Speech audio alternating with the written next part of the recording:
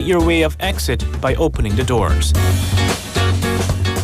If you're coming out of a multi-story building, use the stairs and definitely not the elevators. When outside the building, rush to an open field and cover your head while en route. Finally, tune into a broadcasting channel and keep yourself updated on what's happening and what to do next. But remember, prevention is the best solution. This campaign is brought to you by BFM 부산영어방송.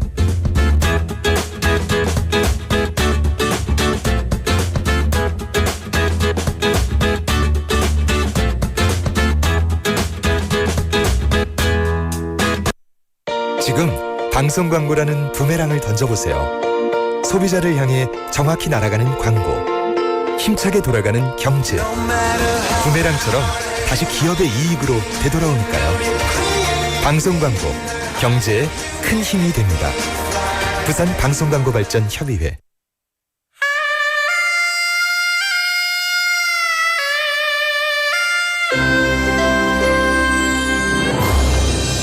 The time is now 7 o'clock.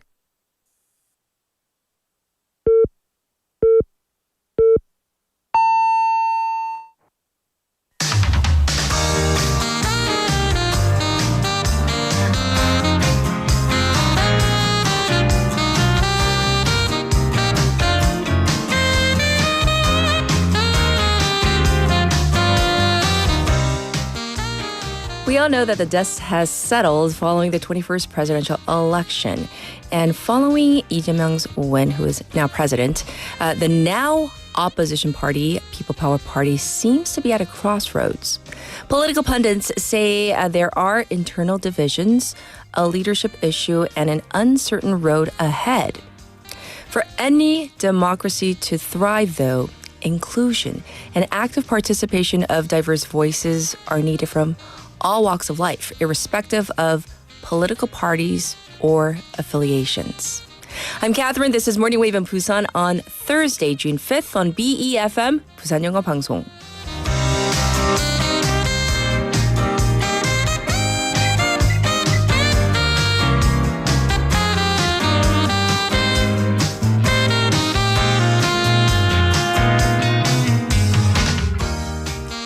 Good morning, Wavers. I hope you're all doing well and feeling like a Friday, but it is Thursday. I know many people are looking forward to the long weekend because we have the Memorial Day commemoration tomorrow leading into the weekend.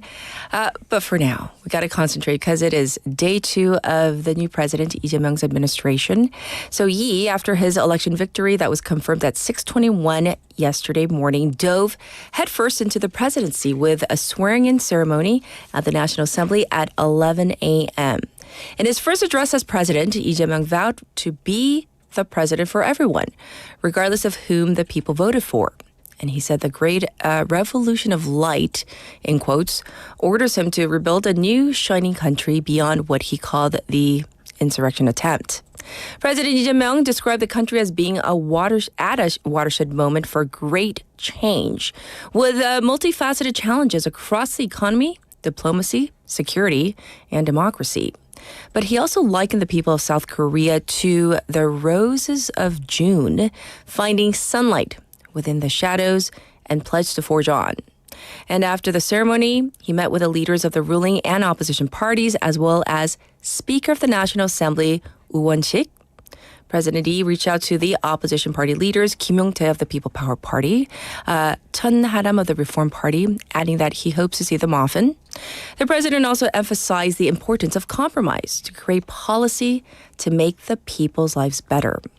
And so we're going to go through the makeup of his senior aides and more details of the new president's first hours later during the program. So we want to hear from you, though, your opinion, your thoughts. We're talking about this today. What do you eat, drink, or take for your health? And what do you refuse to eat or take despite knowing that it's really good for you? But there might be that like one thing you're like, oh, I don't care how good it is for my health and I know it's good. I am not going to eat that or I'm not going to take that. 내가 건강을 위해 먹거나 마시는 것은 우리 웨이버들 꽤 있을 것 같아요. 아무리 건강에 좋아도 이것만큼은 못 먹겠어요. 안 먹어요. 절대로 no. There might be something that you really do not like or refuse to take. So I do want to hear about your opinions and thoughts. Send them into BFM's live stream, live chat on YouTube. Go to the YouTube platform and you can click on our logo you got to find us first, right? BFM, 부산영어방송 to subscribe and also to log in and chat with our other waivers from your phone, pound 9050, shop 9050. That's going to cost you 100 won. You can reach me for free through Kakao Talk. And the thing is, it's free. You can send in your messages, maybe photos of the things that you take or that you refuse to take or eat. And the ways you can listen to our program through the radio here in Busan, 90.5 and 103.3 FM, depending on where you are in the Busan area. We're streaming live on YouTube right now. You can watch again at your leisure as well. And we have two apps that you can listen to, BFM app itself, free to download, easy to use. Also, the Patbang app, where you can listen to the Wa글와글 segment. Looking at the lineup for this Thursday morning, we have Ask Dr. Ryu with Dr. Ryu Sang-hyo. We have Vasana coming in for a Buzz Breakdown. That's coming up in hour number 2. And for our special interview today, did you know today is World Environment Day? It is indeed. So we're going to talk about the biggest thing that we've been covering for the past couple of years that is affecting the environment, ending plastic pollution. It's so important. And so we are going to talk about this, focus on this, because this year South Korea is serving as the official host country for this whole event. So that's what's coming up in hour number 2. We have much, much more, of course. Also, I'll be back with news overview.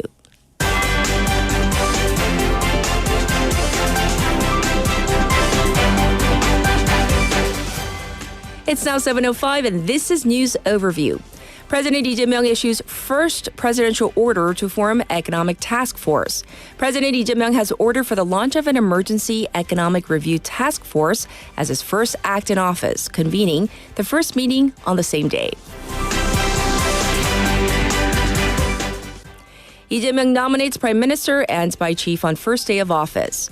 President Lee Jae-myung yesterday nominated Democratic Party or DP Representative Kim Min-seok as his candidate for Prime Minister and former Unification Minister Lee Jong-seok as the Chief of the National Intelligence Service known as the NIS. Russian security chief meets with Kim Jong-un in Pyongyang. Russia's Security Council Secretary Sergei Shoigu met with North Korean leader Kim Jong-un in Pyongyang for discussions on Ukraine and security issues involving the Korean Peninsula.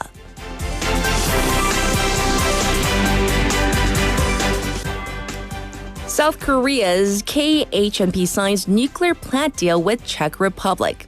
South Korea's state-run Korea Hydro and Nuclear Power Corporation, known as KHNP, said yesterday it signed a final contract to build nuclear reactors at a power plant in the Czech Republic, following the lifting of a court injunction that had blocked the deal.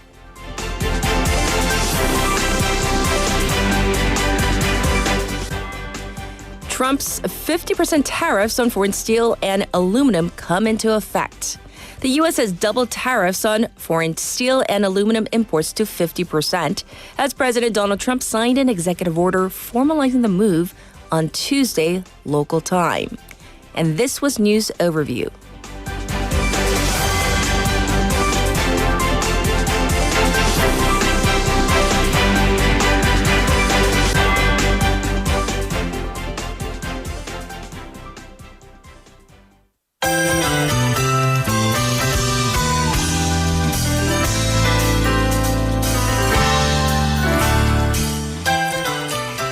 It's time for Now Busan. We have Sejin in the studio. Let's say hi first. Good morning. Morning. Yes. So before we dive into our local stories, let's talk about what you eat, drink, or take to kind of maintain your health and something that you really, really dislike, you refuse to eat no matter what. I've got an answer for this. Okay. I like to eat broccoli, carrot and cucumbers as opposed to 피디님. I love all of these vegetables. Oh, I didn't even see.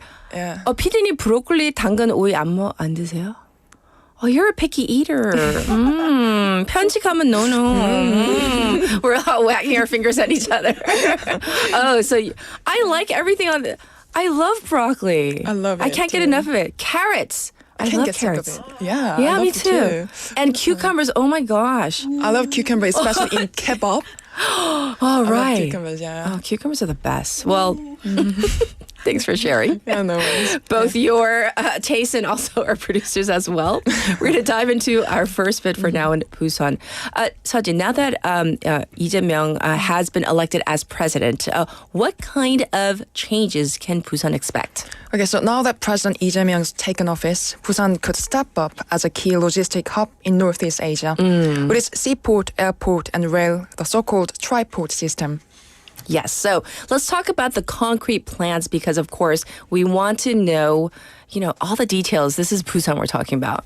At the heart of President Lee's promises is the idea of turning the city into the maritime capital of Korea, which is called 해양강국 수도 Busan. Out of the 7 pledges he made specifically for Busan, 3 are directly related to the sea, like relocating the Ministry of Oceans and Fisheries to the city, attracting 100 major firms, including H&M, and developing Busan into a leading base for Arctic shipping with this triport model. Ah, yes. So it sounds kind of ambitious, all these plans, but are there any other plans? Yes, he also promised to establish a maritime court, relocate major shipping companies and public institutions related to the ocean to Busan, and boost maritime finance sector. Okay. If these pledges come to life, Busan could establish itself as Korea's quintessential maritime capital. Ah, indeed. So what about the Arctic route that, I'm sure many people we've heard about? What about this? Yeah, so the new government believes the Arctic shipping route should be made a key part of Korea's maritime logistics, with Busan as its starting point. I see. And now, of course, another very important issue, the Kadok Airport. What's going on there? Right, that project hit the snag recently when Hyundai Construction pulled out. But President Lee said the city has to start all over again from finding a new contractor. Right. He called it a key national project for Korea's future, not just a local one. I see. So at least for now, it does seem that there are priorities that are very close to Busan that he seems to be focusing on. So we'll see. I heard, Sejin, that Busan made it to the top in international rankings. So we need some specifics. Correct. In the latest Global Smart Center Index, which evaluates intelligent cities around the globe, Busan's been ranked 12th in the world and 2nd in Asia. Oh, really? So is this the first time Busan has made it this high up in the rankings? Yes, this is the first time it has climbed to 12th. But actually 4 years ago, Busan first entered this rank, and at that time it was 13th.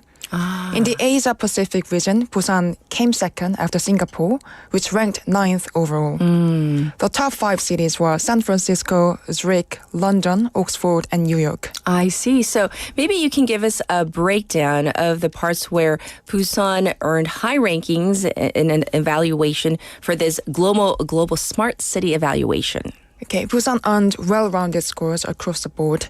12th in advanced technology, 13th in the financial support, 9th in human capital, 8th in business environment, 11th in reputation, 6th in infrastructure, and 7th in innovation support. Oh, wow. So once again, Busan ranking very high up, 12th globally and 2nd in Asia for the Smart City Index. So thanks for letting us know about this. And what is next on the agenda? What do you want to tell us about? For the first time, a regional airport in Busan has opened a direct air route to Central Asia. Oh. That's Uzbek airline Kanushak. It has launched a new direct flight between Busan and Tashkent.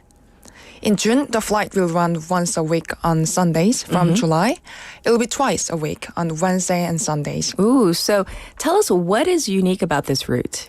Well, it's the longest route currently out of Kimhae Airport. And this is how the flight schedule looks like. It leaves Uzbekistan at 12:50 a.m. and arrives at Kimhae Airport around 11:30 a.m. The return flight departs Kimhae at 1:40 p.m. and lands in Uzbekistan at about 6 p.m. with a flight time of roughly 7 to 8 hours. Plus, Korean nationals can stay there visa-free for 30 days. Oh, interesting. Well, I hear there's also going to be a new route added soon. Yes, next month, Kimhae Airport is getting a direct flight to Almaty in Kazakhstan with EasterJet. With the launch of route to Central Asia, travel is becoming much easier for international students and foreign workers. Yes, indeed. So definitely a good thing to be more connected than ever from our city, Busan. Moving on to our next story, we're going to talk about this new voucher program. This is for Gijang County. Yes. From June 10th, Gijang will start offering 600,000 voucher to middle school students who are second child or beyond. I see. 600, is that 600,000 won per child? Is that correct? Yes. So who is eligible for this? Eligible applicants are middle school students who have lived in Gijang County with their guardian for at least 1 year as of June 1st. Is this the first time that a basic local government in Busan has done this? Yes, the first of its kind amongst Busan's local government. This is multi-child family childcare voucher project. It aims at easing the financial burden on families like multiple kids or tackling low birth rate by providing financial support. I see. And how can they get the funds? It will be issued once as a Dongbaekjeon policy support fund. Okay. Families can spend it at any Dongbaekjeon affiliated places like approved academies, clinics, or convenience facilities. And when do they need to apply by? Applicants are open until November 28th. Families can sign up anytime before then. I see. So this is once again for those who have lived in Gijang for over a year, middle schoolers, and it's a one-time 600,000 won fund. So if you need further details, of course, you can check out the relevant website. So thank you for bringing us all the local stories. And of course, we'll check in with you real soon. Thank you. See you tomorrow. All right. Everybody, it's time for your traffic and weather. Good morning. Good morning. 굿모닝입니다. Good morning. 좋은 아침입니다. Morning wave in Busan. Morning wave in Busan. Morning wave in Busan. Major news, local buzz, and expert takes. It's all here on Morning Wave in Busan. Brighten up your morning commute with Morning Wave in Busan. Morning Wave in Busan.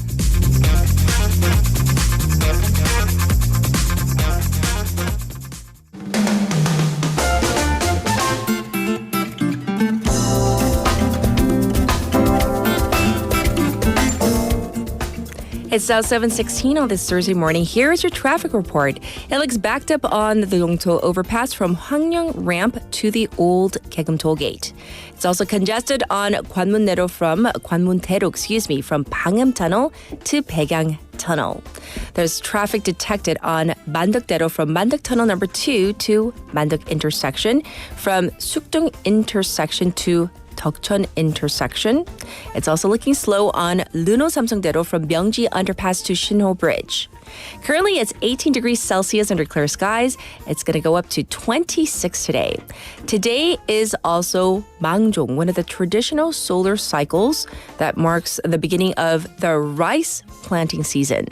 Early summer-like weather across the country, warm weather going up to 27 degrees Celsius forecast for the long weekend. This was your traffic and weather.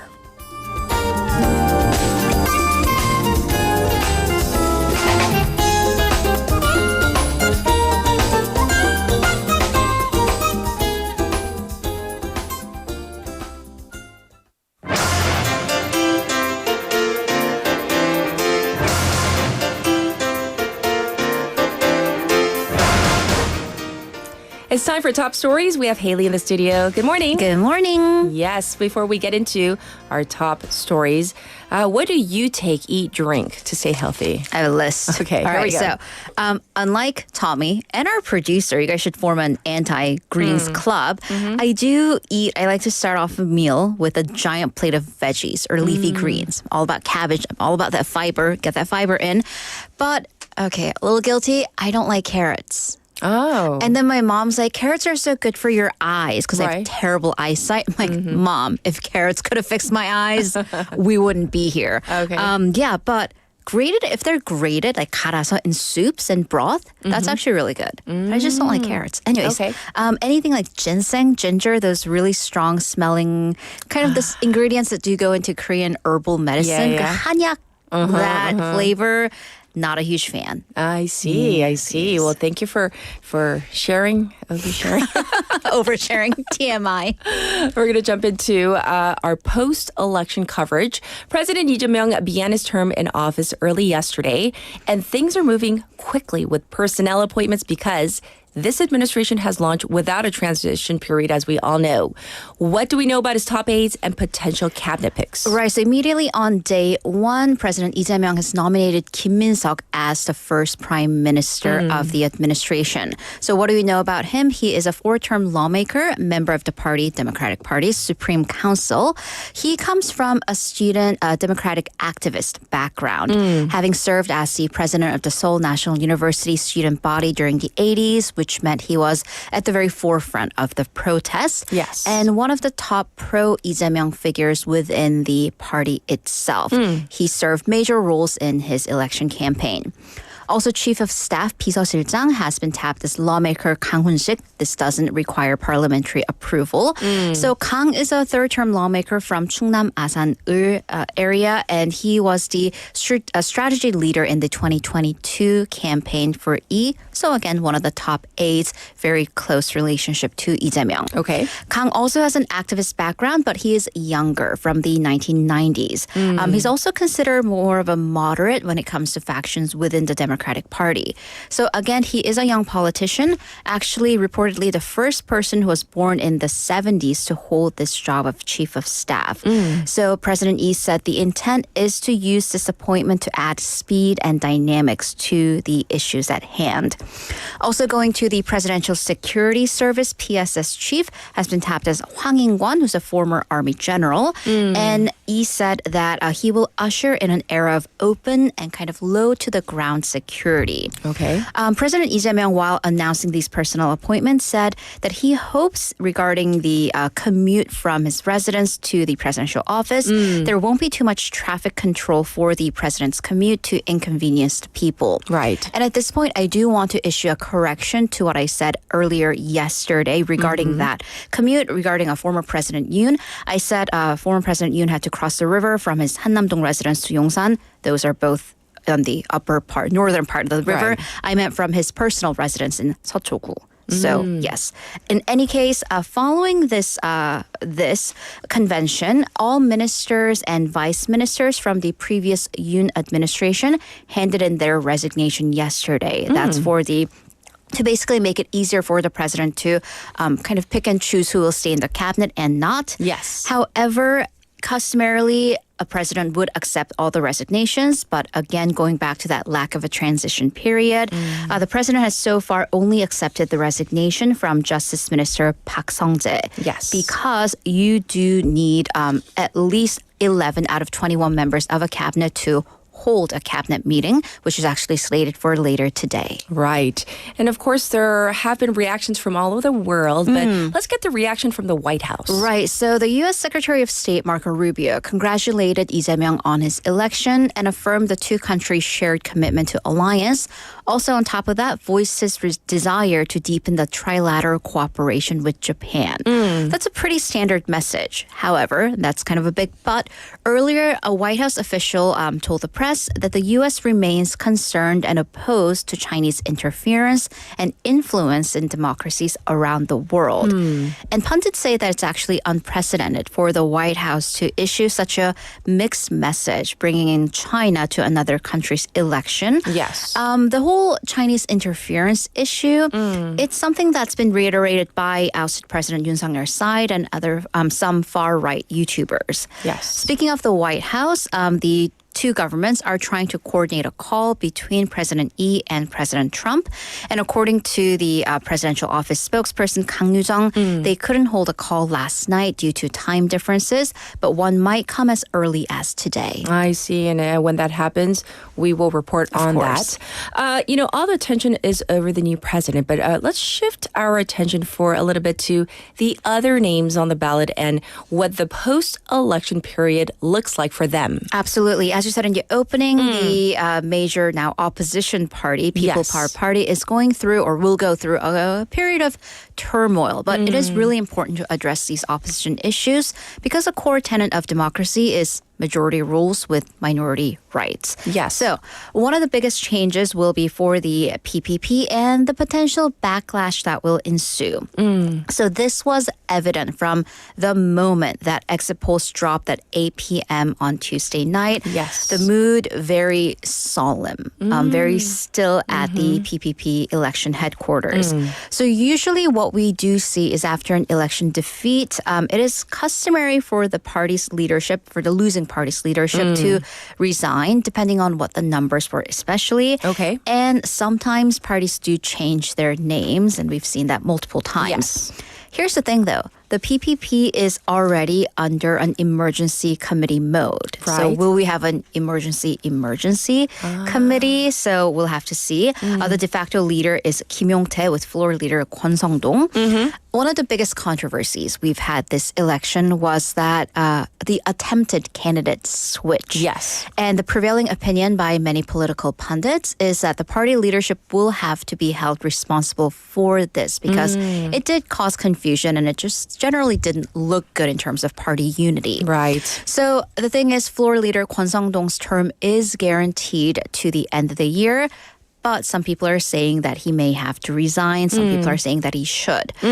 So already within the party, we are seeing this pro-Yoon versus pro-Han divide become more prominent. Han meaning Han Dong-hun, with pro-Han lawmakers attacking the pro-Yoon side and vice versa. I see. The election results are likely to give Han Dong-hun's side more fodder to be more direct in their attacks.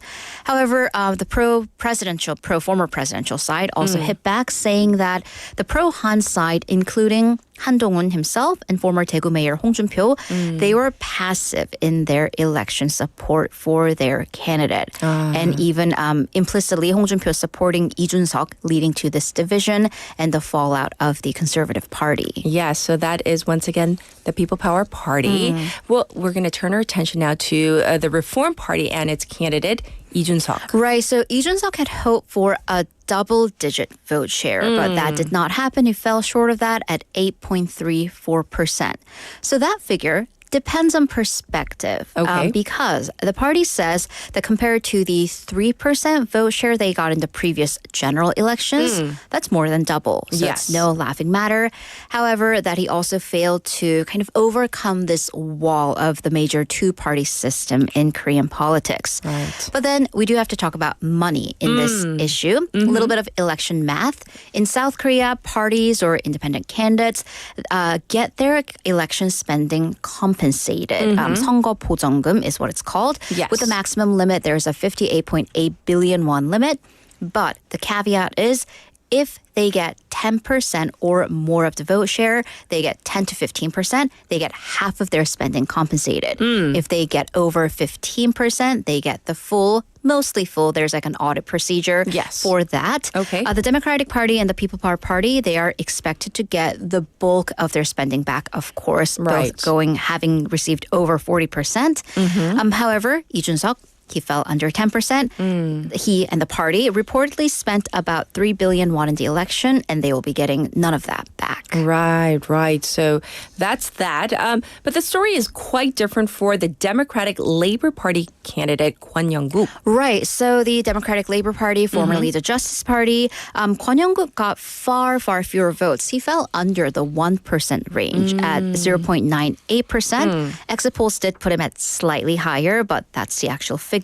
Okay. However, his party is seeing a completely different reaction. So soon after exit polls were announced, Kwon thanked the supporters and said despite this low rate, he stated that the election, it had to go towards, quote, judging the insurrection forces. The party did hope for something about around 3%. Yes. Because that is also another important election number. If a party or a candidate gets over 3% in the previous election, right, that party's candidate is qualified to appear on the televised debate. So they get more national exposure. Okay. So this figure, 0.98, lowest ever for a progressive party candidate. Here's what's interesting, though. In the several hours following the exit poll, right, over 1.1 billion won in donations came in. And now we're getting the latest. It has come up to 1.3 billion won. He also gained a bit of supporters and funding after the first TV debate, where he very much stuck to his party's pro-labor agenda. Yes. So the different kind of the aftermath for the different political parties after the election. For now, though, we're going to go to a different election for our international story. Mexico had the world's first judicial elections, but as hyped as the elections were, some people might say the results a bit underwhelming. Right. So, government 101, right? We vote for two of the three branches of government, yes, the executive president and the legislative lawmakers, but then judges. Depending on the country, they are usually appointed. Right. But Mexico held the world's first direct elections for judges, 판사 직선제. But what wasn't, depending on by whom, it is still touted as a complete success, and democratization of the judiciary is garnering a lot more criticism. So Mexico's election authorities announced late Sunday night local time that voter turnout 투표율 was only 13%. 13, not okay, 30, which is a record low.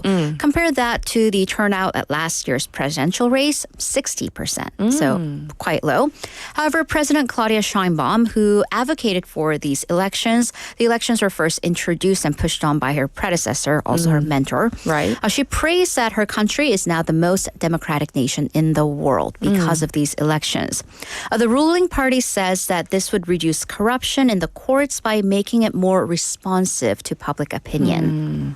Well, I don't know what our waivers think about this whole idea of electing the judges, but there was quite a bit of criticism as well. Right. So critics say that this would ruin the concept of separation of powers within the three branches and also introduce populism in the judicial systems because elections, sometimes it is kind of a money game, who has more funding and who can make their presence more known. And if we do factor in some parts of Mexico, issues like, well, where does the money come from? Sometimes it is from cartels and other powerful groups and lobbyists, and also leading to unqualified political candidates. So polls say that all 9 members of the Mexican Supreme Court, by the way, they serve a 12-year term, they would likely be filled with pro-government judges. I see. Hence the criticism. We're going to call it a wrap for all the news for hour number 1, but of course, we'll have Haley on in hour number 2. Thank you, Haley. See you in a bit. With that, we are ready for our first song break for this Thursday morning. 정말로 사랑한다면 by Busker Busker.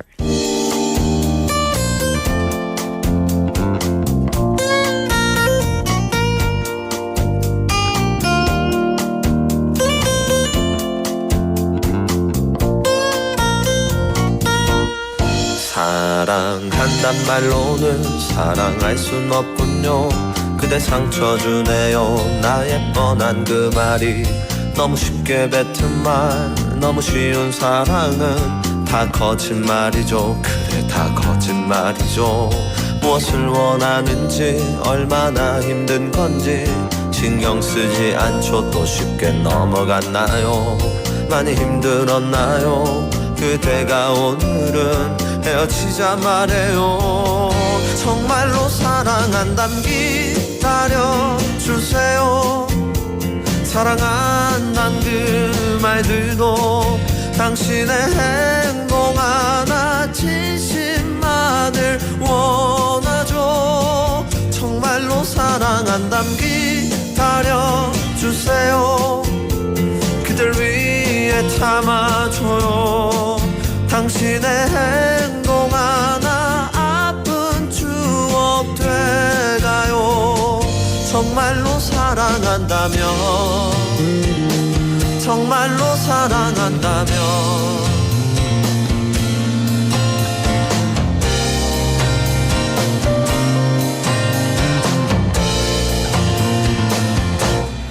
사랑한단 말로는 사랑할 순 없군요. 그대 기억하나요? 나의 뻔한 그 말이 그대 웃게 했던 밤 너무 깊은 그 밤은 다 지나가네요. 모두 다 지나갔군요.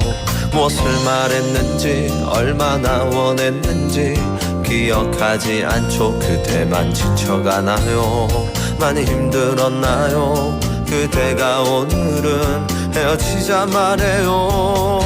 정말로 사랑한담 기다려주세요. 사랑한단 그 말들도 당신의 행동 하나 진심만을 원하죠. 정말로 사랑한담 기다려주세요. 그댈 위해 참아줘요. 당신의 행동 하나 아픈 추억 돼가요. 그땐 또 하필 잡으려 건네는 이 뻔한 한마디 쉽게 뱉은 말 사랑한단 말로는 사랑할 순 없군요.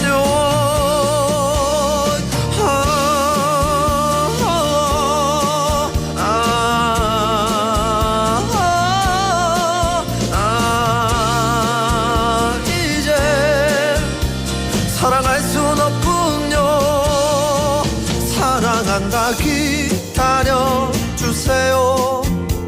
사랑한단 그 말들도 당신의 행동 하나 진심만을 원하죠. 정말로 사랑한단 기다려주세요.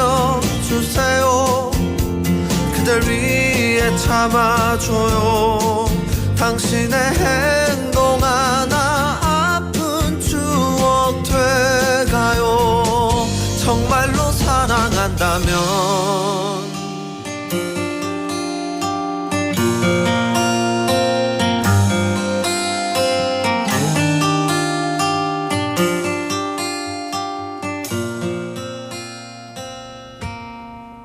Welcome back, everybody. That was a nice, pleasant song on this Thursday morning. Our text topic today, we're talking about eating well. Meaning, basically, what do you eat, drink, or take to maintain your health? On the other hand, what is something you know is so good for you, but you're like, ugh, I just can't do it. 이건 절대로 안 돼요. 안 먹어요. So looking at some of your messages, well, some people are very healthy. Well, we have Lakwan Jisang waiver who says, I eat 2 boiled eggs almost every day for my health. Ooh, so definitely I would say boiled over fried. That's a good thing, right? So you're on the right path. And other people commenting about their tastes. Well, English Weekly Name says, I avoid sodas and sugary drinks. Also careful about carb-heavy foods. Ooh. So yes, I mean, drinking a lot of soda or sugary drinks, study after study, they show that obviously not good for our health. So that's a good thing. That's a really good healthy habit to avoid those sugary drinks and beverages. And you have to read the labeling really well because even like lots of the fruit juices, yes, maybe natural, but maybe high in sugar as well. Betty says, eating less. Plus, I take some time to eat some fats of pork meat and sort through most of the time, or most of the time, he says. So interesting on that note as well. And I think I saw Betty also saying pro cucumbers for me because there was a little poll going on. Are you pro or anti cucumber? I love cucumbers. I mean, just fresh, of course, freshly washed, fresh, or in any type of salad or mutim. I'm all for cucumbers. And as I'm saying this, our producer is shaking her head. No. Well, I'll read more of your messages a little later on, but we're going to get to Dr. Liu.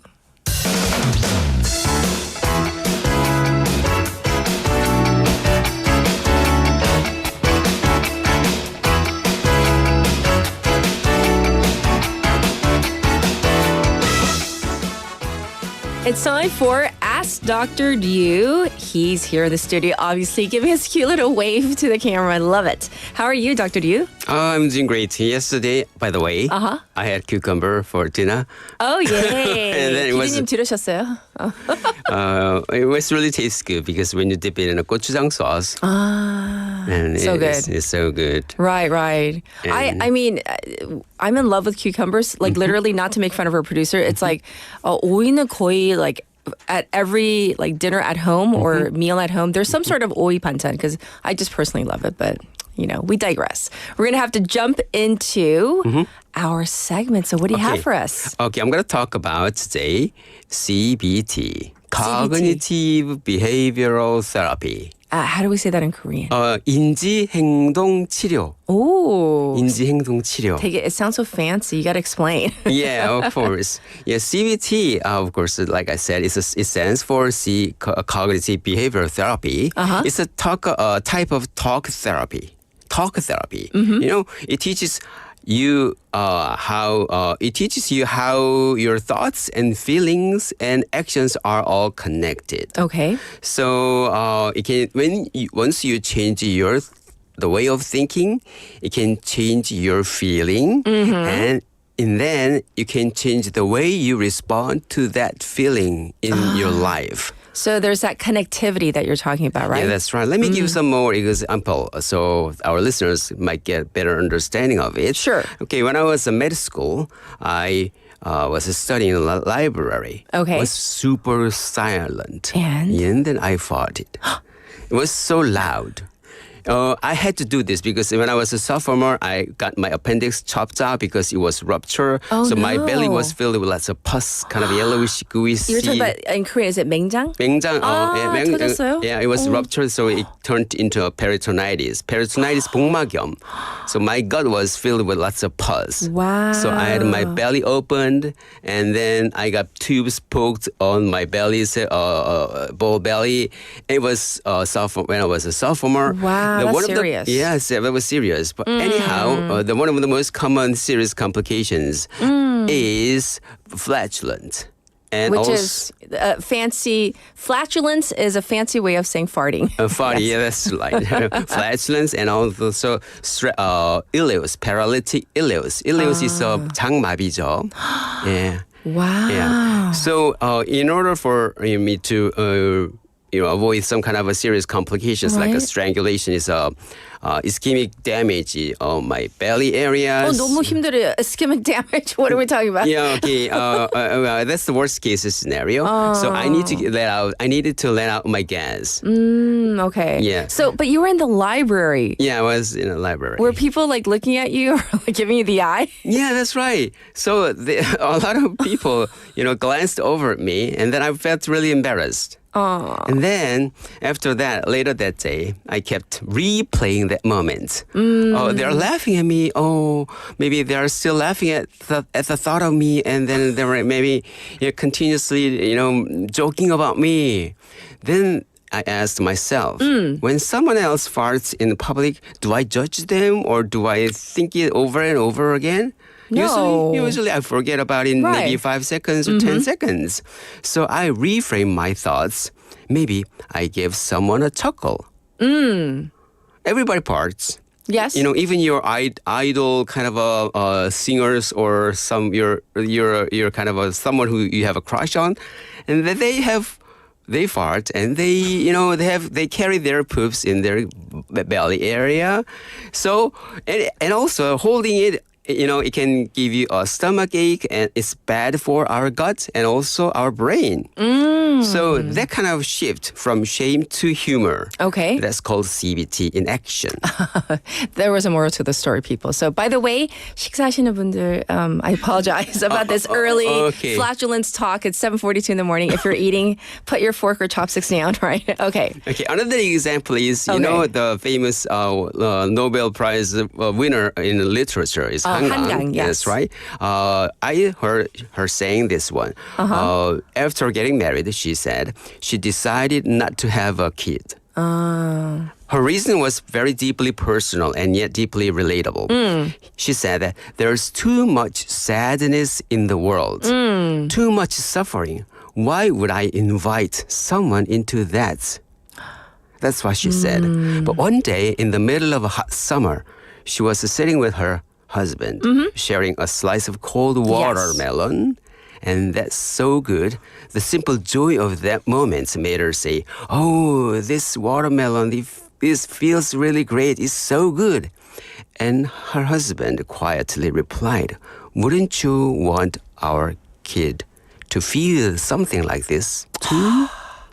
And that gentle question didn't deny her pain or the sadness of the world, but it simply opened a small door to another possibility. I see. Even in the world full of darkness and tragedies, there are still moments worth living for. So after that question, Hangang eventually changed her mind and decided to have a kid. So she has a son. Okay. So that way, that story is a perfect example called CBT. So it can be applied to treat depression and anxiety and panic attack on some other insomnia and chronic pains and things like that. Wow. So it sounds like CBT can be used to, as you mentioned, just a few of the ailments or illnesses. It's used commonly. Yeah, very commonly. And also here in Korea, there are high demands when it comes to getting hold of this kind of a therapy. But people are really worried about because there are some kind of a stigma that still there here is. That's so true because, I used to actually work with a therapist, not for my personal mental health, but for another reason. And she was telling me how people still very much so in Korea, they have this wall and people feel embarrassed about if they need to go see a therapist. That stigma still exists. Yeah, stigma. But let me tell you this one. When I was in med school, I was taught a lot of psychiatric problems. Yes. And then all my friends were like this. Hey, according to the textbook, nobody is perfect. I am one of those. I'm one of those kind of mental health issues. I have one of those mental issues. Of course, yes. So nobody's perfect. That's true. So it's a matter of how can I say, the courage, I would say. So because of this kind of therapy is really important. Yes. Aside from medication. So AI can be a huge role in that sense. So interestingly, about 2 months ago, that study was done and was published 2 months ago at the American Psychiatric Association. Okay. And then this team consists of medical students and doctors and therapists, and they both deliver CBT-style text conversations. And then they decided which one is better when it comes to CBT. So, the results, humans outperform AI significantly. Oh, really? Okay. Especially in empathy and flexibility and helping clients explore their inner thoughts. Interesting. Nonetheless, AI was pretty decent at structuring sessions, but came across as robotic and overly wordy, like a textbook lecture. Not a conversation. Not a real conversation. On the other hand, anecdotally, people who, I think Leon was mentioning one of our other guests saying that, many people these days, the trend is for people to, for example, the chat GPT thing, to use it as a quasi therapist to bounce ideas off of when you're feeling lonely or really blue. People tend to be doing this, but you're saying, at least for this study, it still seems that humans are outperforming these AI programs. Yeah, that's right. But AI does pretty good because I have to confess, sometimes I feel really stressed out. Yes. I use chat thing or some other stuff. Many people do. Yeah, many people do. Anyhow, I'm going to tell you how to make the most out of this AI and some other computer technology. Sure. Yeah. AI is a great support tool. Yes. But first, if you want some kind of a mental health, if you cannot get a hold of a kind of a special therapist nearby, sure. AI can be a pretty good alternative. Okay, but let me tell you some steps whether you're a student or workers to get rid of your stressful burden. First, you need to talk it out. Having a real conversation with friends over coffee or some other famous friendly friends or family members. Yes, yes. And there's also a 24/7 call center. Which is? 부산 시민이면 누구나 이용 가능한.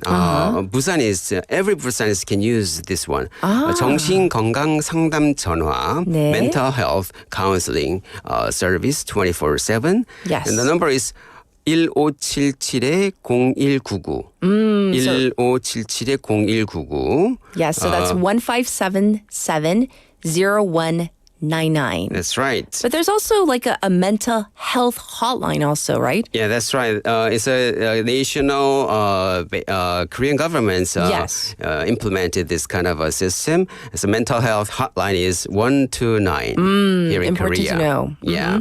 And also use CBT tools. It's an AI tool and some other applications. So I looked it up on my application. Okay. And then I want you to type distancing, or mind. If you're looking for an English version of it, mosaic, MOSAIK. Just type 인지 행동 치료, and then you can find some very CBT, and then you can really get a hold of a very easy and comfy CBT tools there.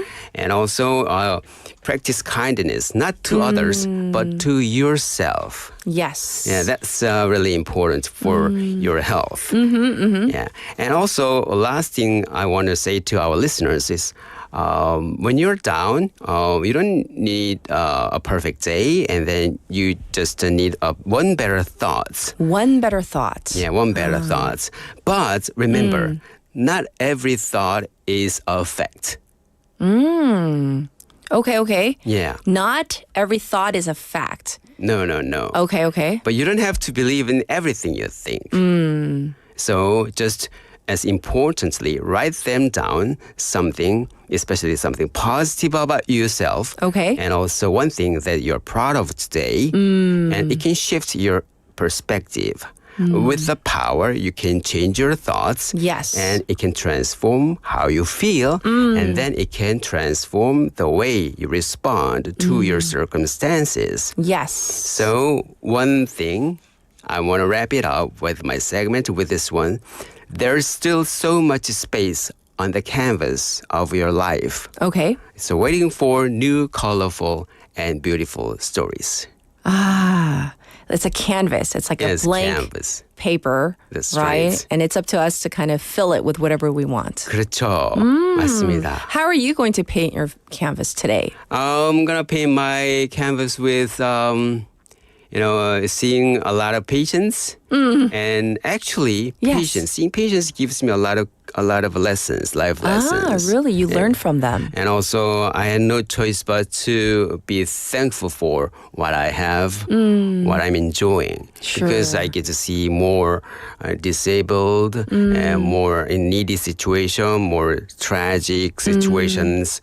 So whenever after get on my way home after work, I always just talking to myself. Oh, today was a little hard, but I did a good job. And then even though me doing my job might be just a small drop in a big bucket, but I try to shed some light on the society, not only for the person and then the person's family. So yeah, I'm gonna paint my picture with a little more, a little bit dark, but I'm gonna cover with some white and beautiful rainbow colors. Oh, nice. And Tommy's saying, what beautiful words. I think he was referring to there's still so much space on the canvas of your life, waiting for new colors and stories. So with that kind of very vivid image in our minds.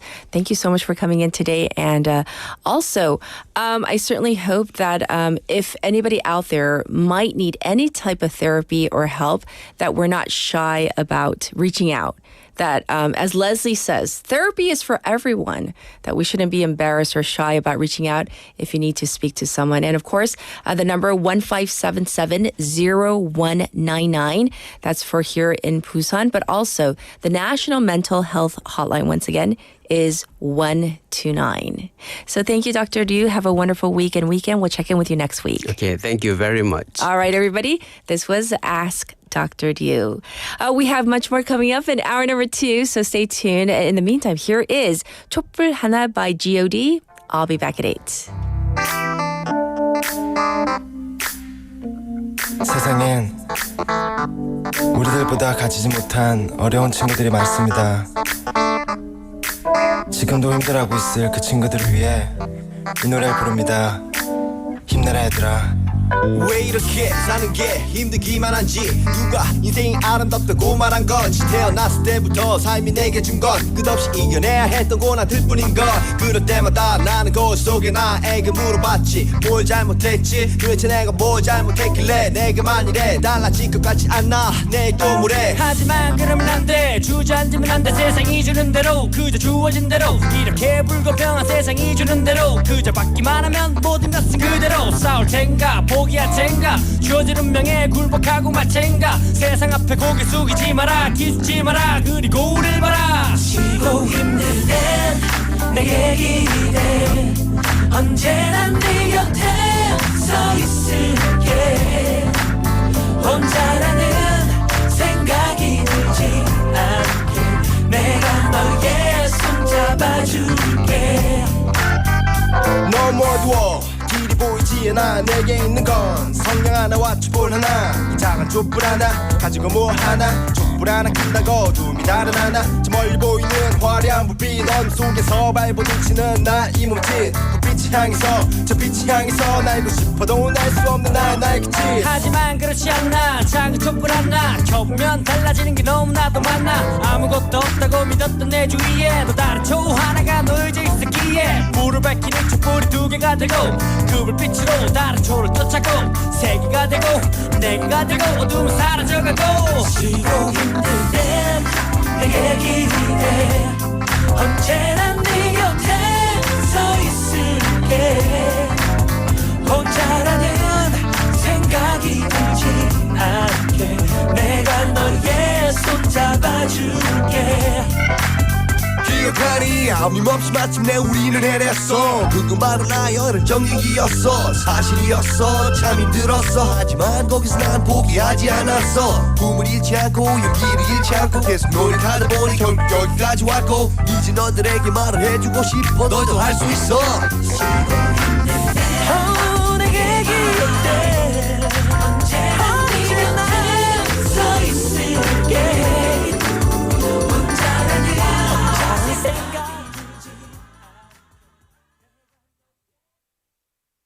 선을 하나 넘었을 뿐인데 익숙한 세상이 아름답게 다가옵니다.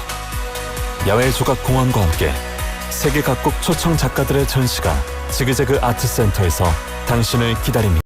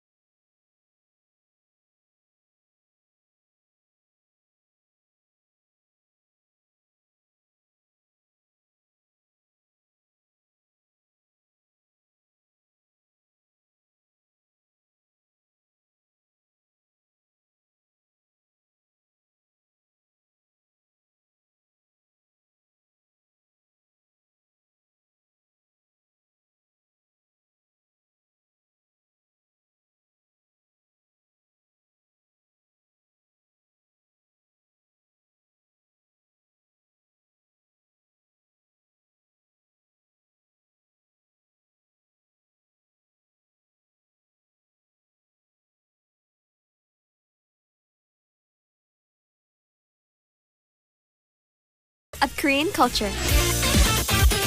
Now, Busan is ready to play a song that will touch hearts around the world together with global fans. 문화와 바다가 만나는 도시 부산. 열정과 희망이 가득한 글로벌 관광 허브 도시 부산. 글로벌 K-pop 팬들이 하나 되는 축제 부산 원아시아 페스티벌. 한류 콘텐츠의 심장이 부산에서 뜁니다. The place where the Korean wave begins. A cultural hub blending tradition and innovation. 늘 새롭고 머물고 싶고 다시 찾고 싶은 도시 부산. Play, work, live, 부산. 이 캠페인은 부산의 관광 가치를 창조하는 글로벌 플랫폼 부산관광공사와 함께합니다. Let's get some fresh air. What's going on? Why can't I see anything? It's the yellow dust. You have to close the window. Hey, I know what will improve your eyesight. Look at more beautiful things. Like me. Can you tell me what I actually need to do during yellow dust days? Fine. Here are your guidelines for days with yellow dust. First, check your windows to make sure the yellow dust can't get inside. Turn on the air purifier. Second, refrain from outside activities if possible. If you do go out, wear a mask. When you get home, thoroughly wash your hands and feet. Third, fully wash any fruits or vegetables that have been exposed to yellow dust. And last of all, get plenty of water. Keep up to date on weather forecasts for the latest yellow dust information. This campaign was brought to you by BEFM, Busan 영어방송. 김밥가게 박 사장님도 문구점 김 사장님도 우리 부산의 경제를 움직이는 사람들. 우리 동네 작은 가게로 향하는 발걸음이 우리 부산의 경제를 키워가는 한 걸음입니다. 부산 방송광고 발전 협의회.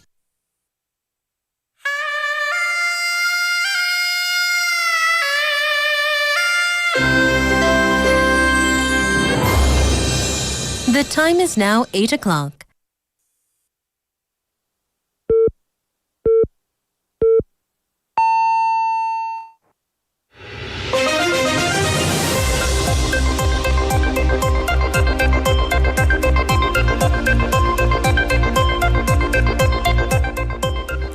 It's now 8 o'clock. This is hour number 2 of Morning Wave in Busan. We're going to begin with Spotlight News. President Lee Jae-myung issues first presidential order to form economic task force. President Lee Jae-myung has ordered for the launch of an emergency economic review task force as his first act in office, convening the first meeting on the same day. During the meeting, Lee heard input from the South Korea-U.S. trade issues, asked questions regarding the government's fiscal capacity for a supplementary budget, and called for active measures to boost the economy and livelihoods. He also ordered a separate working-level meeting on public safety, involving officials from local governments as well, to be later held today.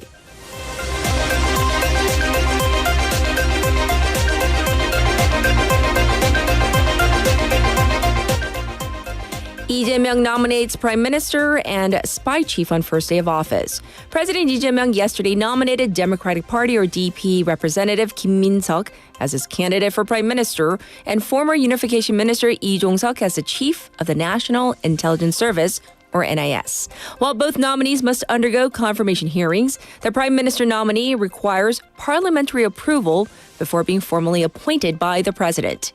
He has announced his picks for top aides, including lawmaker Kang Hun-sik as Chief of Staff, lawmaker Wi Sung-nak as National Security Advisor, and Representative Kang Yu-jung as Presidential Spokesperson.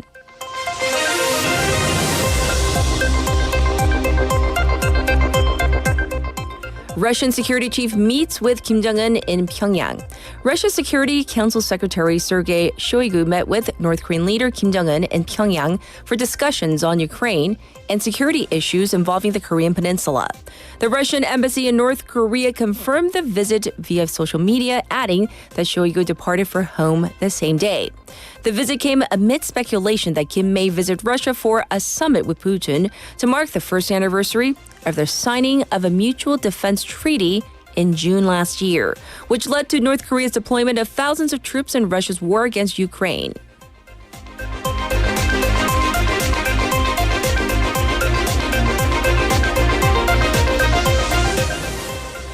South Korea's KHNP signs nuclear plant deal with Czech Republic. South Korea state-run Korea Hydro and Nuclear Power Corporation, or KHNP, said yesterday it signed a final contract to build nuclear reactors at a power plant in the Czech Republic, following the lifting of a court injunction that had blocked the deal. The deal is reportedly worth 26 trillion won. Earlier, the Czech Supreme Administrative Court overturned the injunction, which banned the contract at the request of French energy company EDF, which lost the bid for the plant. The deal marks South Korea's first overseas nuclear power plant contract since 2009, when the country secured a deal to build the Baraka nuclear power plant in the United Arab Emirates.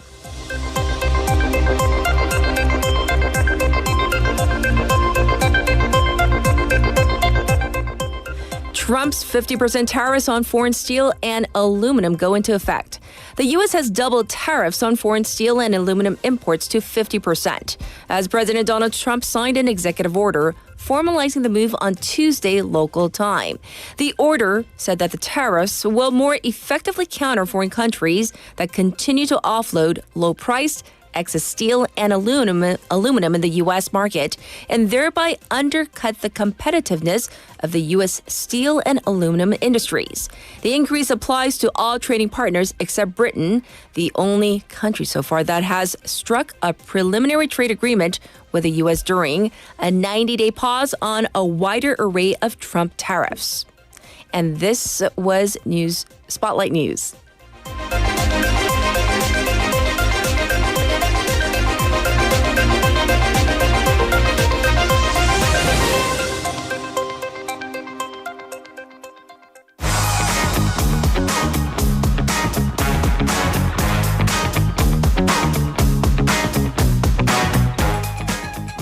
It's time for Waggle Waggle. Haley's back. Hello. We're going to begin with our first Waggly story.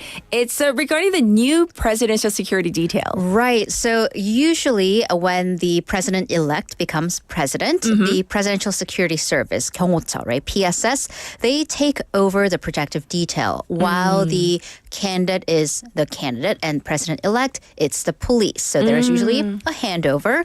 However, President Lee Jae-myung won't be receiving protection from only the PSS until their personnel vetting is complete. And that's according to multiple sources. So despite him having officially started his term at, as we've been saying, 6:21 yesterday morning, the police are continuing with the protective detail and apparently will continue to do so for the very close-up security, which is the first time ever since the PSS was founded that they won't be doing the president's personal close-up detail. And then it also was confirmed later in the day, however, that the PSS was also providing close-up security, but in conjunction with the police.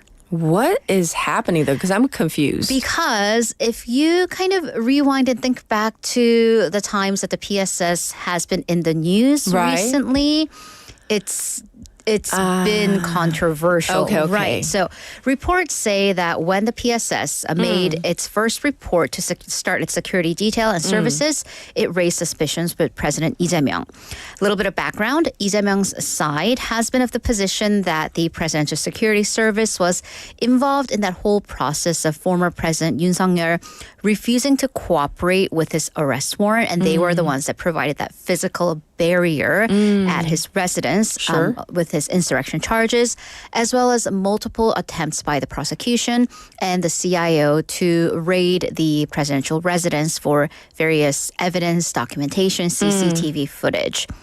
So that's kind of the bad blood between the police and the Presidential Security Service. That's right. The police were the ones trying to conduct that raid and the arrest warrant. And then it kind of is, I don't want to say escalating, but they're not really showing active signs of even looking to try to get along with each other. Because yesterday morning, when President Lee Jae-myung and First Lady Kim Hae-kyung were stepping into the National Assembly rotunda for him to be sworn in, one security agent was apparently trying to go in with them. But a police security agent kind of body checked him. So there was a apparently a push between the two of them. Some words were exchanged, so that's where we are. There was physicality involved, so okay. Tension. Indeed. Well, for now, we're going to move on and talk about this American game that is using the May Democratic Uprising in Gwangju as a theme in a very disrespectful way. Right. So this is a game called Gwangju Running Man. It is, I do want to be clear, it's user-created content that's on this American company Valve Corporation's platform Steam. So again, while it is on an American platform, we don't know the nationality of the person who created this game. Okay. But according to the May Democratic Foundation and Seongshin Women's University professors Heo Kyung-duk, this game is set in Gwangju in May 1980. This was during the pro-democracy uprising that got turned into a violent, bloody suppression by martial law and government forces. Okay. However, the game portrays the citizens as kind of the villain, as vandals and criminals. And because of that backdrop, by comparison, kind of justifies the violence against them, which is against, history, everything we've learned in history classes. So the foundation explains that the martial law forces and the citizens attack each other in the game. And this is all happening to the backdrop of this is happening under a former President Chun Doo-hwan's portrait. It shows, according to the foundation, a distorted perpetrator's side of history. And it also conveys, the message of not hesitating when military forces attack civilians, which we never want to see happen. Right. So the foundation lodged a complaint to the Ministry of Cultures. They have a gaming management committee to ban distribution of said game in South Korea. It did happen. The committee agreed with the foundation's position, said that the historical distortions portrayed in the game, they damaged the identity of a nation. However, I hear that the game is still available. Is that true? Domestically, it's banned. Everywhere else in the world, it is still accessible. Because, again, the company had a selective response to the limits, and also there are restrictions in applying Korean law to other countries, of course. So, again, the game is still accessible in other nations. So the foundation says that it'll convey the situation to the Foreign Affairs Ministry within this month and seek specific responses on not only this game, but monitoring contents that may distort history and coming up with a response system and blocking the game from being distributed overseas. Yes. Once again, we're not sure who the user is, but it's on this particular American platform. Right. Well, let's also stay kind of in the U.S., but completely different tone and story.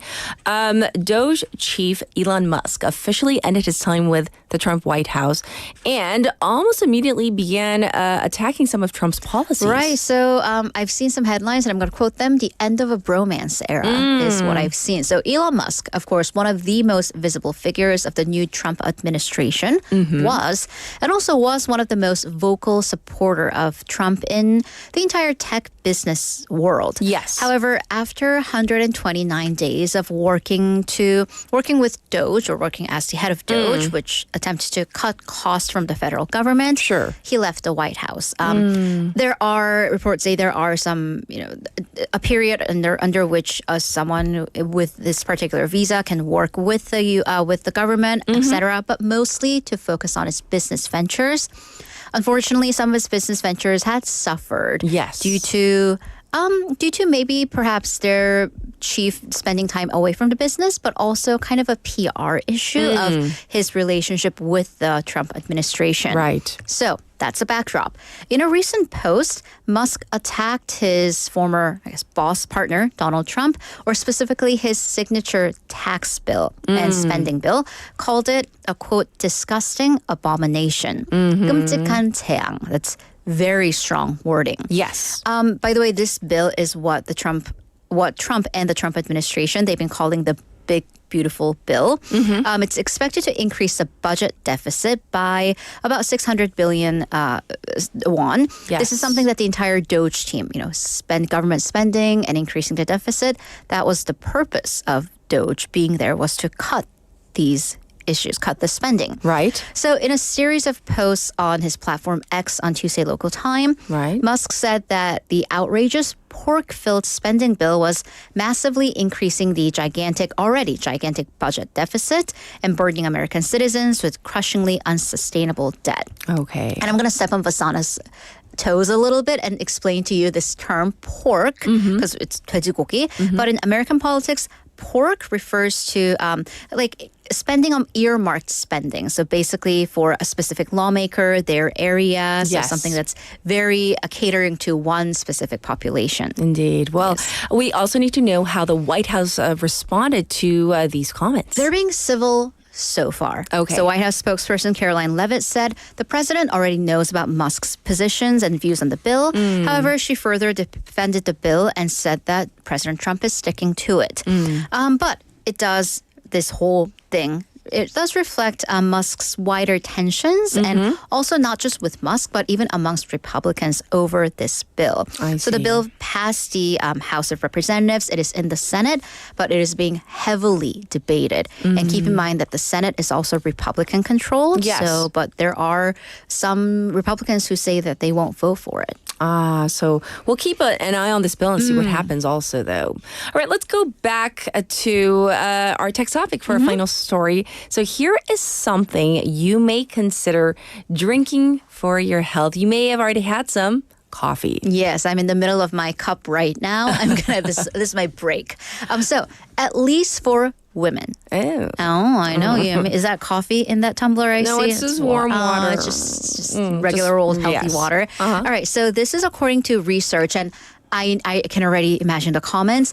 We do get a lot of back and forth about, is coffee good for you? Is coffee bad for you? Does a cup of coffee a day keep the doctor away? All right, I'm citing Harvard, a team at Harvard University. They found that having a cup or two of coffee every day, it may help women preserve both mental and physical function.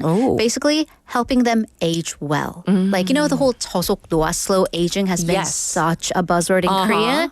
Maybe coffee could be included into your diet. So Harvard University researchers, they followed a group of nearly 50,000 women across 30 years. So it's extensive. And they found that women who drank caffeinated coffee in their midlife, so in their 40s and 50s, 45 to 60, they were more likely to exhibit healthy aging. Right. Interestingly, no connections made with tea or decaf. So keep that in mind. So what is healthy aging? Well, and how much coffee? We're looking at an average of 350 milligrams of caffeine, which is about 2 tall-size Americanos per day. Okay, so we're not talking about the whole venti size, huge, gigantic. Well, I guess if it's 2 Americanos, that is roughly equal to a venti. But not 2 ventis. But no. Goodness, no. But I want to go back to this term, healthy aging. What exactly is this? I like Something it. that we all aspire to, Yes.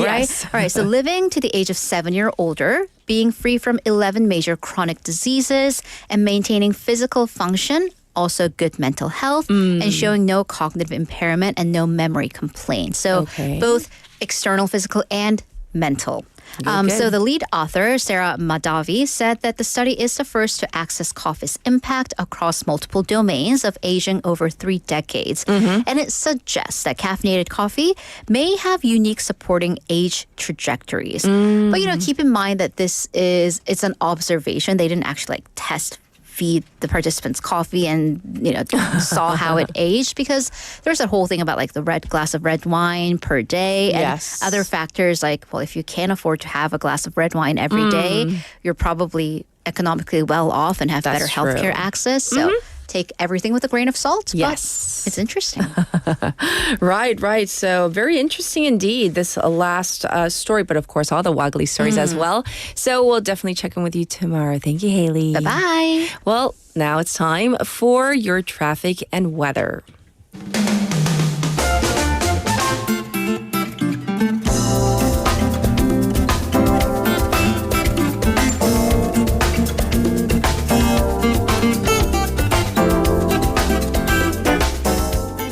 It is now 16 past the hour. It's time for your updated traffic report. There is an accident being reported on Chungyeoldae from Naesung to Dongnae intersection. A cargo truck accident right past Naesung intersection. The top portion of Gwangan Bridge congested. Also congested on Kayadero from Naengjeong Station to Jure intersection. And there is some traffic on Mandukdero from Manduk Cathedral to Manduk Tunnel number 2. It's also looking slow on Chungjangdero from Pier number 5 to Pier number 3. It is already 22 degrees Celsius under clear skies. It's going to go up to 26 today. Once again, today is Mangjong, one of the traditional solar cycles that marks the beginning of rice planting season. Early summer-like weather across the country, warm weather going up to 27 degrees in some areas for a forecast for the long weekend. This was your traffic and weather.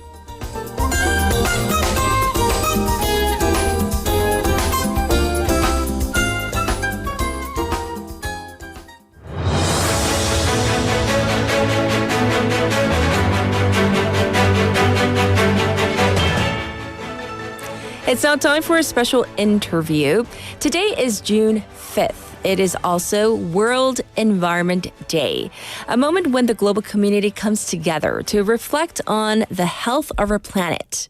And this year, South Korea is honored to serve as the official host country, highlighting its growing leadership in environmental action, focusing on the theme Ending Plastic Pollution. This event brings renewed attention to one of the most urgent crises of our time. This is hosted by the Ministry of the Environment of Korea, the United Nations Environment Program. This global event reflects Korea's commitment to international environmental cooperation. So to mark this occasion, we are joined by an expert to discuss the significance of World Environment Day, key environmental challenges we face, and also some possible solutions. So joining us is Dr. Anja Brandon, Director of Plastics Policy at Ocean Conservancy, and an engineer and material science expert as well. Hi, welcome to our program. Thanks so much for having me. Yes. So first of all, Dr. Brandon, if you can tell us, what do you consider the most urgent environmental issue these days? Well, that's a great question. The way I think about it is that globally, we are facing a triple planetary crisis between climate change, biodiversity loss, and plastic pollution. And of course, these challenges are all intricately related. For example, plastic production is actually fueling the climate crisis, and both climate change and plastic pollution are driving this loss in biodiversity. And the ocean is really the ground zero for all of these environmental crises. Thank you for explaining thoroughly what you think are the top three, and they're also interconnected, as you say, Dr. Brandon. Well, this year, South Korea, as I said in the intro, hosting World Environment Day, this huge event addressing various challenges. In your opinion, though, in terms of the key environmental issues being highlighted this year, what are they, first of all, and why are they so important? Yeah, as you mentioned, the theme of this World Environment Day is ending plastic pollution. And that couldn't be more timely since, I was in Busan, South Korea just a few months ago as South Korea hosted countries from around the world for negotiations for a global treaty through the UN to end plastic pollution. And I think what all of this is telling us is that we are really at a devastating moment in terms of our plastic pollution crisis. And it's more important now than ever to be taking action. Yes. Each and every year, 11 million metric tons of plastics are ending up in our ocean just from land-based sources. And if you think about it, put that in perspective, that's over a garbage truck's worth of plastic entering our ocean every single minute. That's why it's so important we're having these conversations and negotiating this treaty. The visual that you just gave us, so Dr. Brandon, every minute, a truckload. And you might think, well, the oceans are so vast, but when we get that picture in our minds, it does seem indeed like a crisis. In terms of the realistic approaches to solving, is it solvable, this whole plastic pollution issue? Because we've had experts on before, and I'm sure our listeners are also aware of how important and the prominence of plastic pollution. But what can we do to tackle this? Yeah, that's a great question. I think you're absolutely right. This seems like a huge and almost unsolvable crisis. And yet almost the opposite is true. We know exactly what we need to do to solve this crisis. One thing that I often think about is how half of all plastics ever made have been made in just the last 20 years. So this is really a crisis of our lifetime that we can also fix within our lifetime if we take the right set of actions. And the science is pretty clear in terms of what we need to do. We need to make less plastic in the first place, especially those single-use plastics that end up polluting our beaches and our ocean disproportionately. Yes. We need to better manage and recycle the plastics we do use. And we need to continue targeted and effective cleanups of the plastics already out in the environment to prevent them from doing further harm. I do have a follow-up question, Dr. Brandon. So let's say we do target and we're effective at targeting and gathering that plastic pollution that we have created, especially the single-use plastic, then what's to become of the plastic after we gather all that plastic? Theoretically, how should we be disposing of this? Yeah, that's a great question. And South Korea does better than a lot of countries at this in terms of actually sorting out those plastics to make sure we can efficiently and effectively recycle them. But one of the real challenges we're facing, in addition to just using too many single-use plastics in the first place, is that these plastics aren't designed to be recyclable. Right. So what happens is you have, consumers like you and I get confused on where we should put these plastics, or there can be misleading labels that say, please recycle me, even though they shouldn't end up in the recycling bin. And this is really where we need government to step in and enact policies that require producers to actually make their plastics recyclable in the first place. And we're starting to see this type of change happen around the world. I see. Thanks for answering that last question. In terms of countries, cities, companies, are there any particular ones that are really good at managing plastic? So we can kind of take a page out of their book. Yeah, that's a great question. I'll start by saying no country is handling this perfectly. And there's definitely not a one-size-fits-all solution that's going to work well for every single country. Sure. And there are countries that we absolutely can learn from. Rwanda, for example, has one of the strictest bans on plastic bags and some other single-use plastics. Countries in the European Union and Canada have effectively implemented policies like extended producer responsibility or bottle bills that hold producers of plastic waste financially responsible for their end of life, which increases recycling, increases that better design. And South Korea, as we mentioned, has really great initiatives to reduce plastics, like encouraging reusables, and again, that enhanced sorting and separation of materials. Yes.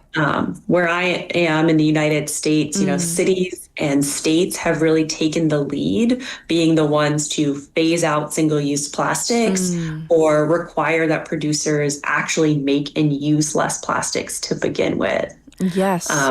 And over 150 countries every single year participate in Ocean Conservancy's International Coastal Cleanup effort, which is the largest global volunteer effort to combat plastic pollution. It's been going on for about 40 years now and has mobilized more than 18 million volunteers worldwide to remove 380 million pounds of trash from beaches and waterways. So really every country has a role to play here. Indeed. Well, Dr. Brandon, in terms of the international policies or measures, or even at the governmental level nationally, and as you said, maybe on a state-by-state basis, even municipal governments, do you think these measures and policies that we have right now are enough? That's a great question. And as I was saying, I don't think anyone's handling this perfectly yet. But we've learned a lot about different policies, and the global community is actually coming together right now, as we mentioned, to try to finish negotiating a global treaty to end plastic pollution. Yes. This treaty is truly a once-in-a-lifetime opportunity to solve one of these great environmental challenges of our lifetimes. Yes. Plastic pollution, just like the climate crisis or our biodiversity crisis, doesn't know geographic boundaries. And while we talked about some individuals or cities or states, companies, countries that have made significant progress, no one can solve these types of massive environmental challenges by themselves. We need everyone working together to really tackle these global challenges. Yes, yes. In terms of these innovations or technologies that you have seen, maybe any recent ones in your line of work, any that stand out to you that you would, you can tell our listeners about? Yeah, there's some really exciting research and innovation helping tackle all of these crises. For example, in ocean climate solutions, building out responsible wind and wave energy or electrifying the shipping industry is anticipated to deliver more than 1/3 of the emissions cut we need to meet our global climate goals. Yes. We have partners that are using drone technology to help identify hotspots where lost and abandoned fishing gear, also known as ghost gear, collects in the ocean to really direct cleanup efforts to help effectively save wildlife. There's new microfiber filter technology that can be installed directly in washing machines to prevent microfibers, the most common type of microplastic in the environment, from becoming pollution in the first place. And the last one I'll mention is that Ocean Conservancy co-leads the International Trash Trap Network, a network of trash trapping devices deployed in marinas and rivers around the world that help collect plastics before they get out into the ocean. Yes. So there's lots of exciting research and innovation out there, and there's much more on the horizon. And we need to be clear that we can't simply rely on technology to fix these crises. We need governments and individuals to step up and pass laws to really hold all of these polluters accountable. Yes, yes. Throughout the interview, Dr. Brianna, you did mention the creators of these types of single-use plastics. But as consumers, as just lay people, what can we do, individuals, to make for a more sustainable life? That's a great question. And, we all have a role to play, and we can also do things that help kind of have a rippled impact, a scaled up impact if we're all taking action together. You can cut out single-use plastic items in your life when possible, whether that's taking a reusable shopping bag with you to the store or bringing your own reusable water bottle. You can also join a cleanup. If you're interested, you can head to oceanconservancy.org/cleanup to find a cleanup near you, or you can download our CleanSwell app and you can do a cleanup literally wherever you are. You don't need to be at a beach or along a shoreline to do one.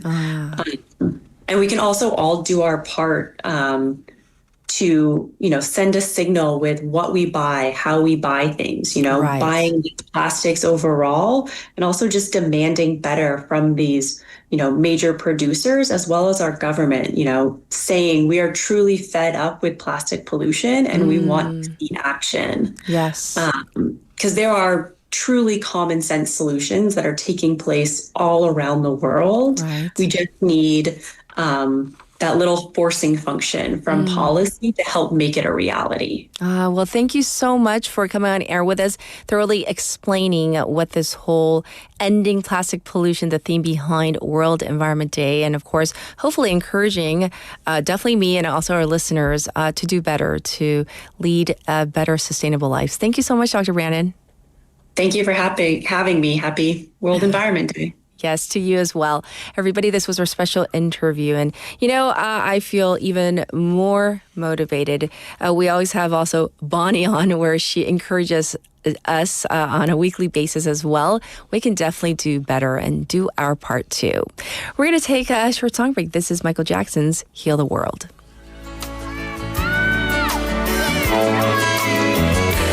There's a place in your heart, and I know that it is love, and this place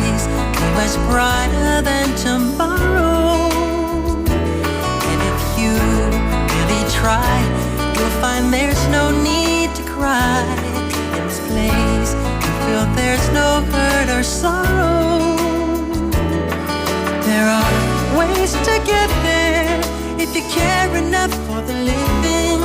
Make a little space, make a better place. Heal the world, make it a better place for you and for me and the entire human race. There are people dying. If you care enough for the living, make a better place for you and for me.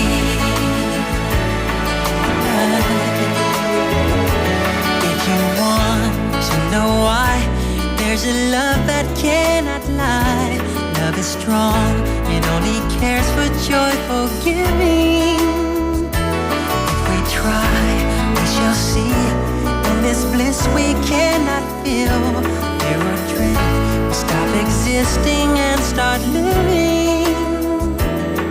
Then it feels that always love's enough for us growing.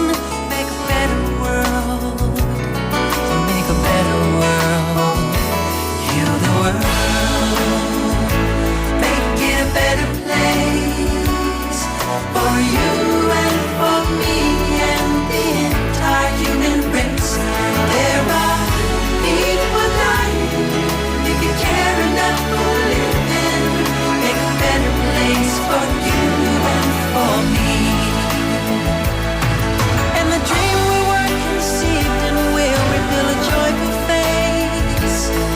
And the one we once believed in will shine again in grace. Then why do we keep strangling life when this earth crucify its soul? Though it's plain to see this world is heavenly. Be God's love. We can fly so high, let our spirits never die. In my heart, I feel you are all my brothers. Create a world with no fear. Together we'll cry happy tears. So the nations turn their swords into plowshares. We could really get there if you cared enough for the living. Make a little space to make a better place. Heal the world, make it a better place for you and for me and the entire human race. There are people dying. If you care enough for living, make a better place for you and for me. Heal the world, make it a better place for you and for me and the entire human race. There are people dying. If you care enough for living, make a better place for you and for me. Heal the world, make it a better place for you and for me and the entire human race. There are people dying. If you care enough for living, make a better place for you and for me. There are people dying. If you care enough for living, make a better place for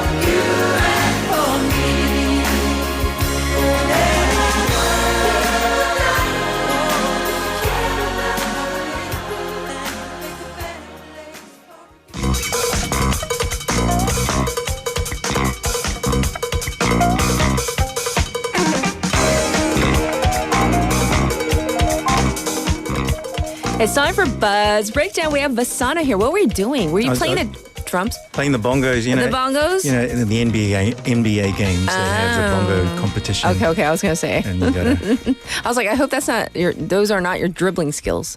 it's probably my dribbling skills too. I'm As not well. that great. So similar, you know, along those lines. Hey, text topic. Text topic. We are talking about what you eat, drink, or take to maintain your health. And, you know, sometimes like maybe your wife or whomever says, this is good for you, Vasana. Yep. Eat it. But you refuse. Oh, never refuse my wife. Aww, If she so says sweet. it's good, I eat it. You have to. Do you have a choice? Well, Blink if you're blink if once, you're blink twice. Yes. No, she has a lot of friends who are doctors, and they recommend this and that, and so. Are you like on a vitamin regimen? Yeah, probably. Yes, I do, but I'm not very good at taking them. But they're all stacked there on the. They are on the bench. I'll admit, like my sister tries to shove like things down my throat, literally, physically. Yeah. And she's like, "Anja, this is good for you." They're shaped like garlic, and I'm like, right? They're like garlic pills. And I don't know. She told me they're good for something. So unless she literally shoves them down my throat, I just don't take them. I'm just like, they're sitting there. Just shouldn't do the airplane. No.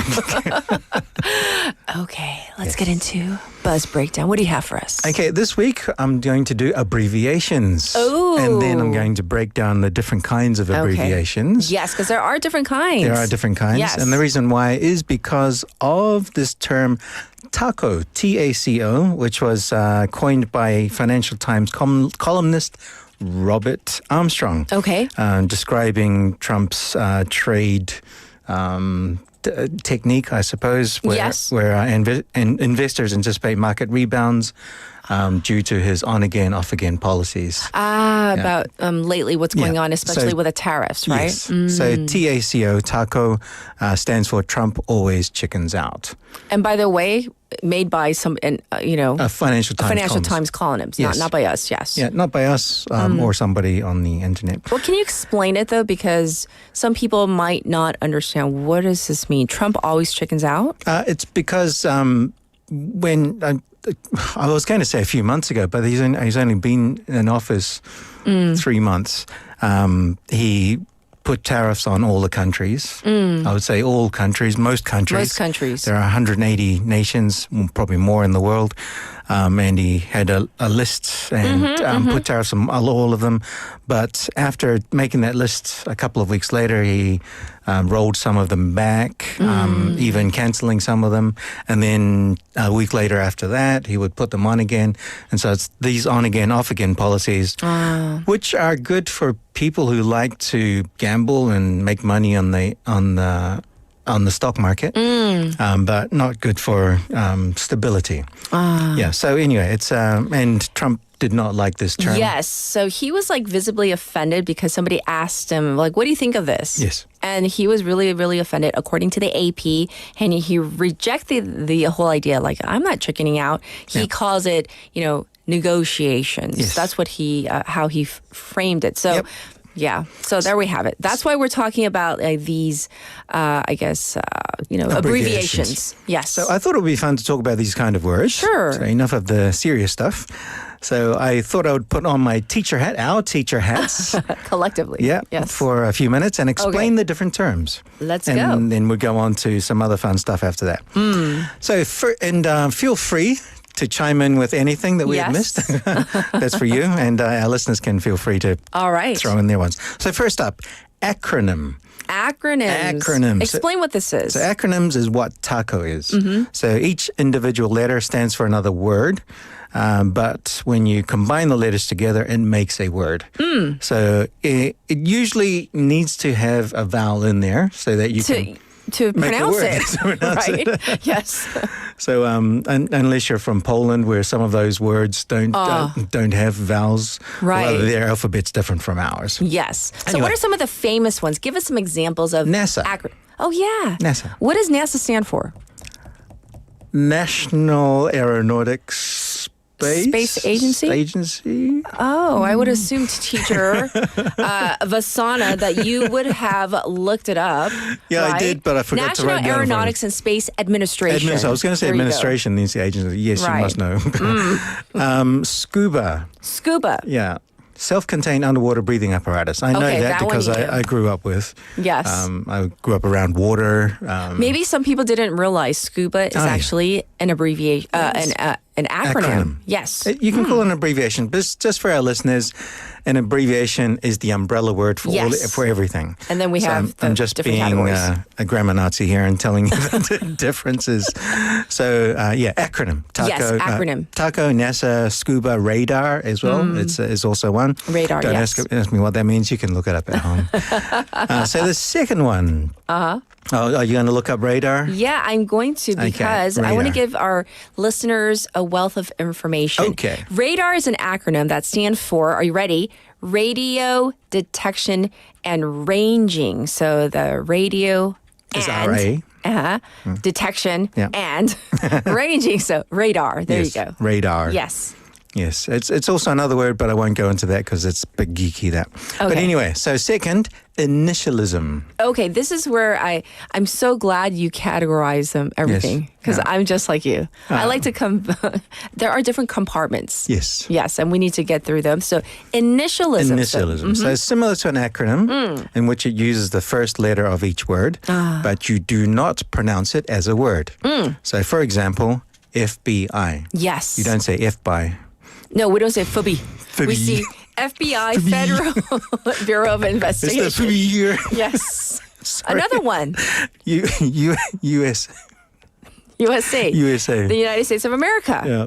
Or Here's a even joke. What's next to What's next to USA? What's next to USA? Yeah, USB. Anyway. Oh, I like that one. That was a good one. That was a safe one, Vasana. But even the Republic of Korea, ROK. ROK. You don't say rock. But some people do. I've heard some people say rock, Yeah. but it's ROK. Yeah, a lot of people say rock. And I know some of my Samoan friends, if they're watching, we say USA. USA. Because How about like for the WHO? I've heard people say who? That's a band. That's a band. WHO. And WHO. FTA. FTA. Although I've seen in one Korean comedy movie, they pronounced it EPTA. EFTA. As a joke, all right? As a joke. FTA. But I'm sure there are some people that pronounce it EFTA. Yes. Okay. By the way, somebody liked that joke, the USB joke. Oh, that's sorry.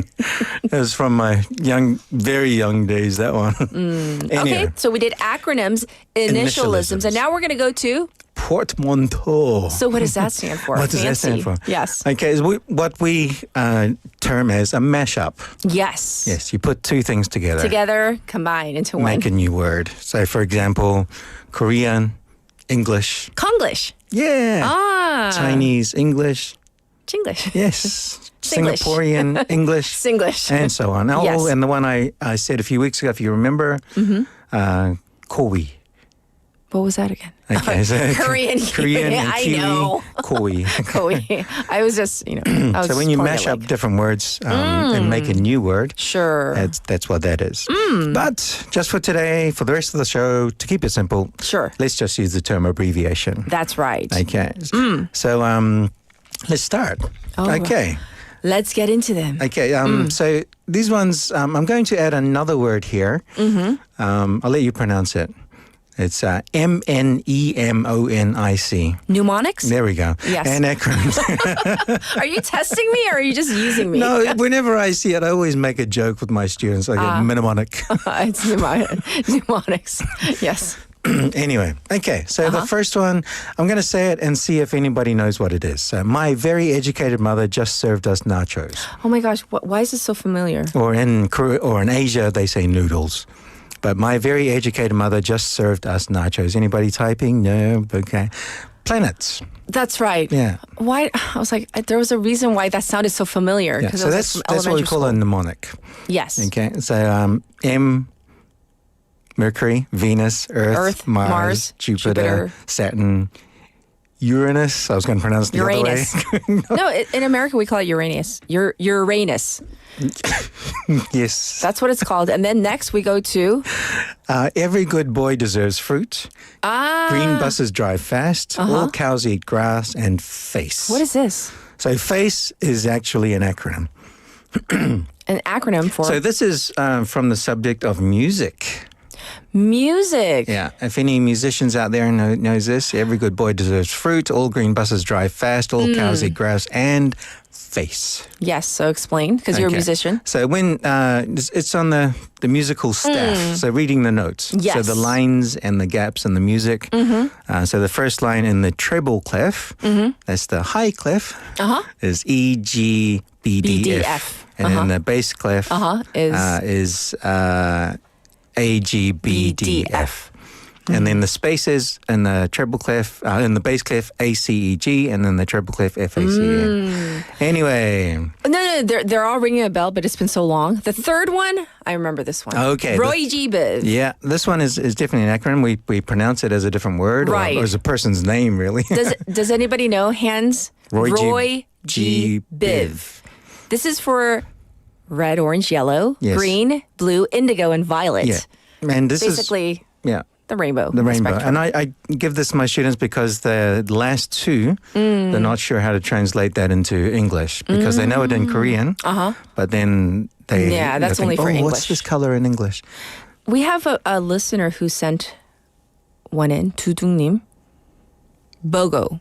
BOGO, B-O-G-O? Oh, no idea. Buy one, get one free. Buy one, get one free? No, 그거 아니에요? Bog? 맞는 것 같은데. Bog off? Yeah. I Okay, think. bug off has a think different meaning it's in New bug- Zealand, but anyway. Yes. Let's go on to number 5. Number 5. What's for, this? For all these nerdy biologists out there. Okay. Mrs. Grin. And I put this on here because I always forget, and I've just forgotten right now. I was taught this in high school. Mrs. Grin? And I remember Mrs. Grin, but I always forget what it stands for. What does it stand for? It's all the different parts of your life, of nature. What's the M? You have to look it up? As I said, I've forgotten it. Vasana, you can't just throw it out and then what does Mrs. Grin I should have put it on there. I didn't put it on there because I thought I am going to remember this. And then I didn't. It stands for Okay, what does it stand for? Movement. There we go. Respiration. Sensitivity. That's the Mrs. Yeah. The Grin is growth, reproduction, excretion, and nutrition. So these are the characteristics of every living thing on this Of all planet. living things. Yeah. Got it. Yeah. Okay. So they all do those 7 things. All right, so we're gonna have to call it a wrap. I wish we had more we're just getting because into people it. are like sending in messages. They're like sending in like Okay, let's read it. yellow, etc., etc. No, yellow is an easy one. Yeah. Send in a harder one. But we're gonna call it a wrap on the abbreviations and all Acronyms, the categories. initialisms, and portmanteaus. Right. This is actually very helpful because some people didn't realize what the initials or letters stood for. So we will check in with you next week. Thank you, Vasana. Thank you. Yes. It's time to wrap up for today. And thank you for tuning in. We, of course, always want to be thankful for our hardworking producer. We have Joyeji. We have our writers, Haley, and also Sue. I'll be back tomorrow. I'm your host. This is, Touch by Touch by Joy. Enjoy. Have a good one. Bye, everybody.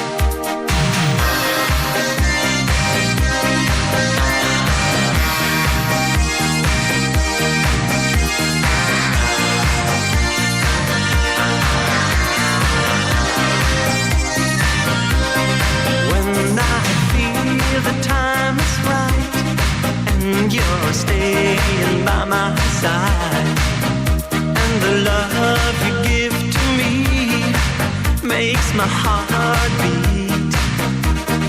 When my fantasies fly away, but my feelings make me stay. I see the fire in your eyes, it makes my heart beat. Do it, we still do it, night and day. You're my all-time lover. Do it, we still do it, in a way, like there is no other. Touch by touch, you're my all-time lover. Skin to skin, come under my cover.